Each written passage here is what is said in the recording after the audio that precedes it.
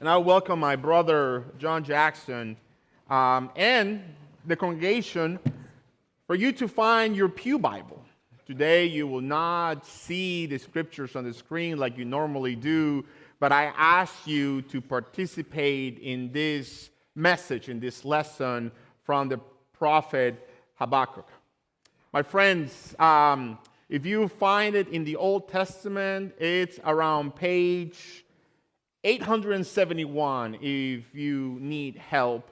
There are two scriptures that we will read today. The first one is chapter 1, verse 1 to 4. And then later, not right away, but later, you will read chapter 2, verse 1 and 4. Now, you're going to play with me for a second, so bear with me and be patient, my brother. Me? Patient? Of course. All right. So, since I have you over here in the front, you guys are going to have a role to play. So, Shannon, what does the word old mean? Old. O-L-D. Old. Sorry. Sound like you said all. You said we have a role to play. Yes, that's fine. That's fine. What does the word mean? Describe it. Advanced. Wise. Wise. That's a good word. I like that. Oh, brother, you're a teacher, right? Okay. All right. What does the word old mean?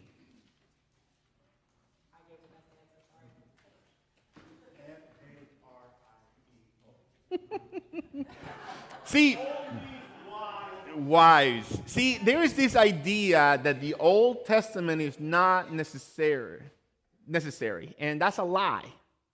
The Old Testament is necessary for us to understand the message of the New Testament, the coming of the Messiah, the return and the answer of God. Old is that it came first. That has an importance, but that is not forgotten. In the wise words of a friend, I am not old, I'm just 81. My friend, would you read what the prophet Habakkuk has for us in chapter 1, verse 1 and 4? In case you haven't figured it out, the Bible is the middle one back there. We rarely use that one. The oracle, you're supposed to join me, right? Yes. The congregation is supposed to read with John Jackson. How many have found it in the book? Everybody got the Bible open? Are we ready to go? If you're old and wise, you're ready to roll.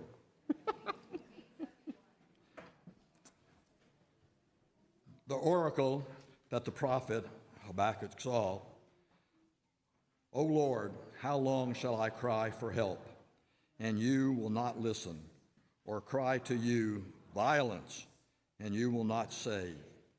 Why do you make me see wrongdoing and look at trouble? Destruction and violence are before me. Strife and contention arise. So the law becomes slack, and justice never prevails. The wicked surround the righteous, therefore judgment comes forth perverted. Can you imagine being a prophet that is not prophesying but complaining? The prophet Habakkuk is important because it doesn't talk to the people of Israel. In fact, the only thing that the prophet does is yada, yada, yada, yada, meaning complaining. Why, Lord, why? See, you don't know this, but as you read in the minor prophets, minor just because they're short, the minor prophets have a way to talk to God. Imagine talking to God, not I'm sorry, God, if you just do this for me.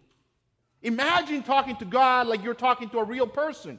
Imagine talking to God like somebody that hears you. Imagine talking to God like you are the parent or the son or the daughter or the teacher who hears the complaint. Imagine picking up the phone and knowing that the person that you're calling is going to answer and is going to hear your complaint. The prophet shows you that God is not just simply a prophet up in the clouds, that the Bible, this one, is not simply a history, but it's a revelation for the people of God. Imagine having the faith to talk to God as God is real. How many of you believe that God is real? Raise your hand. Amen. I didn't say you put it down. You didn't say we were playing Simon Says. That's right. Imagine talking to a God that is real, that sees your hand. You can put it down. Thank you.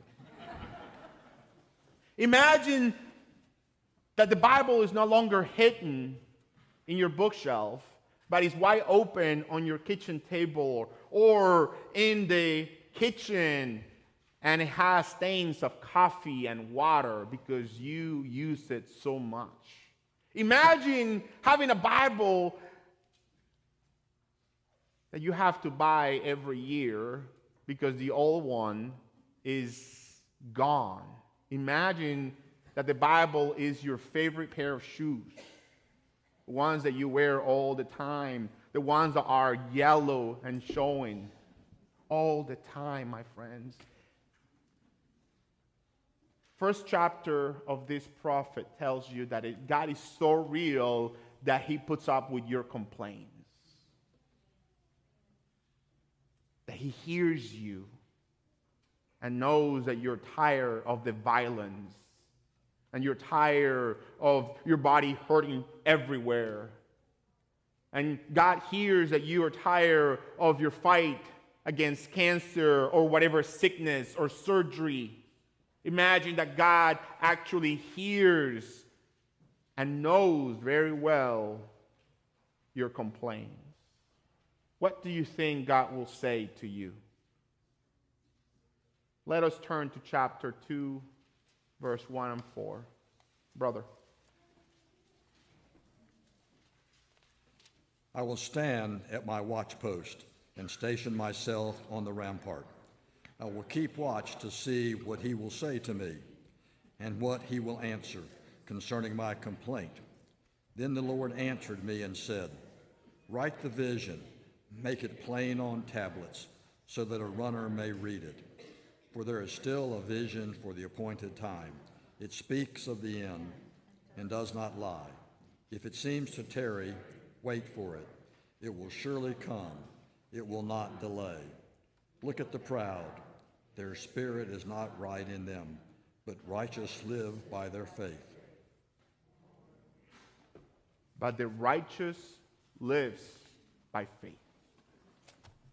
When you have a complaint, and when you have something against God, do you trust that he hears you? And not only that, but by faith, do you trust that he will answer you?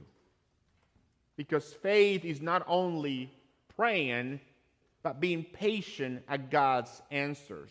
The prophet demonstrates in the Old Testament, as it projects to the New Testament, that God works in a perfect time.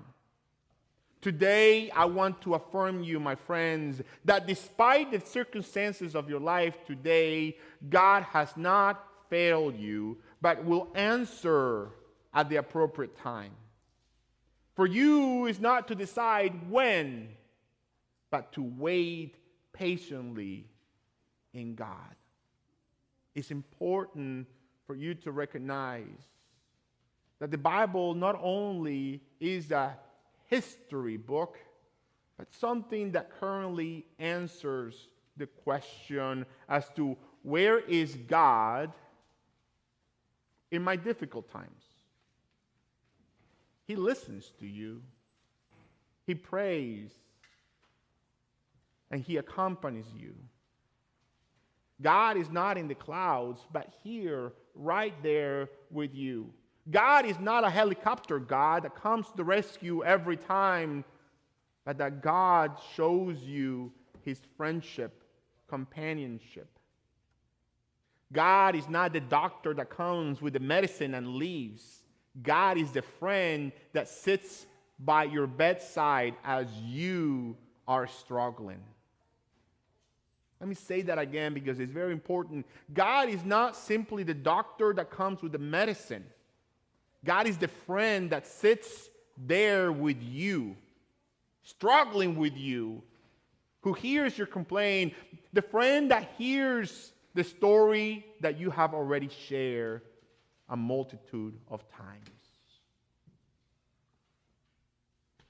But don't stop there. Go to chapter 3.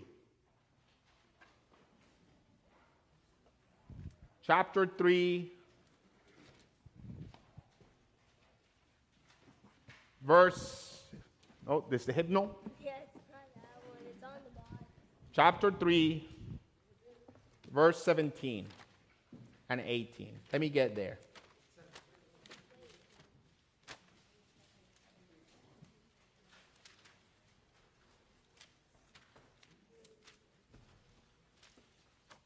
Come on.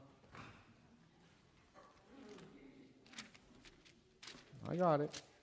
Thank you. All right.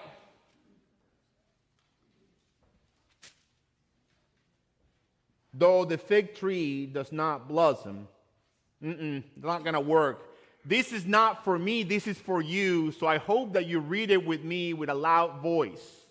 Come on. Though the fig tree does not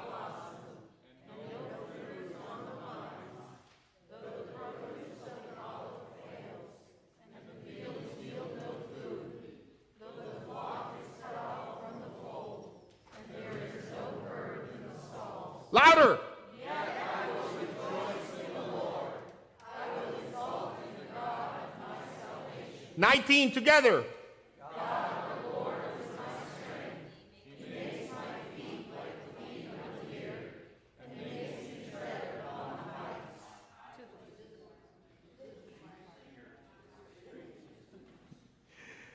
Yes, the Old Testament is still the Old Testament. It tricks you into fancy words that you don't know. And believe me, you're reading from the New Revised Standard Version. I had here the King James Version. Do you want to read that?